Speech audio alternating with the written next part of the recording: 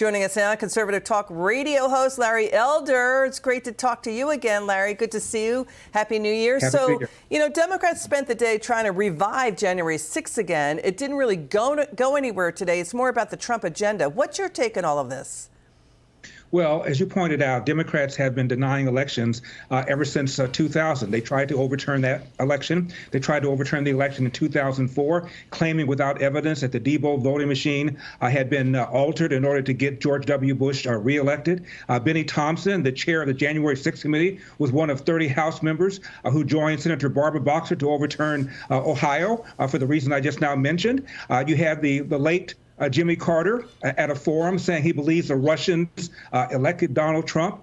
Even though Jay Johnson, Obama's DHS secretary, testified under oath, not a single vote tally was changed by the Russians, although they tried to get Donald Trump elected. But 2/3 of Democrats, according to a YouGov poll in 2018, Liz, believe that the Russians, quote, change vote tallies, close quote, to elect Donald Trump. So they've been denying elections for a very long period of time. And Donald Trump raises objections, and he's undermining the foundations of our republic. It's such hypocrisy. Yeah, and it's poisonous for the American people, you know. So Biden's sabotaging Trump. He's accused of that. Biden is moving to ban offshore drilling in the Atlantic and Pacific Oceans. Trump says he's going to get rid of that immediately on day one. He can do that via executive order. He just announced it by, saying I'm going to do more drilling. Trump did that in April of 2017. Yeah, there's going to be lawsuits, but that's 625 million acres of U.S. coastal waters Biden is trying to put off limits to U.S. drilling.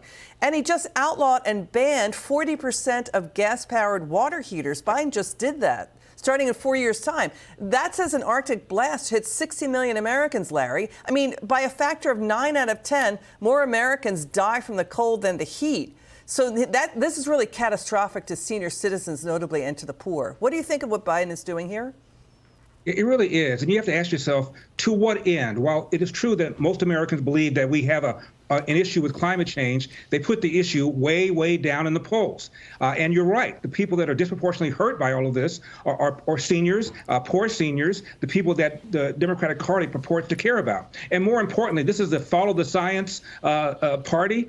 If we got rid of every bit of our greenhouse gas emissions, it would not affect the climate in the world, given the greenhouse gases that are put out by China and put out by India. So I do not understand politically, economically, or from a science standpoint what this is all about, other than the fact that Joe Biden believes that climate change is a bigger existential threat to the planet than Islamofascism, than Iran getting a nuke, or Chinese aggression.